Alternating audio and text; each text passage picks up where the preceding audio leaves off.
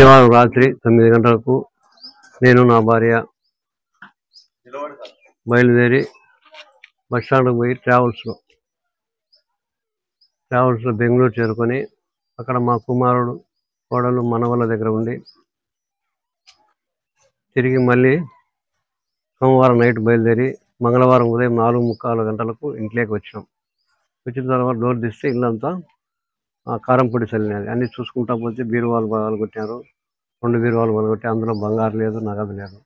ఆ దొడ్డి వాకిలి మాత్రం కట్ చేసినారు.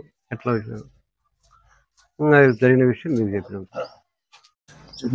25 తులాలు బంగారు, 2 లక్షల క్యాష్, డాక్యుమెంట్లు, ఇది స్థలానికి సంబంధించిన పాస్బుక్ డాక్యుమెంట్లు.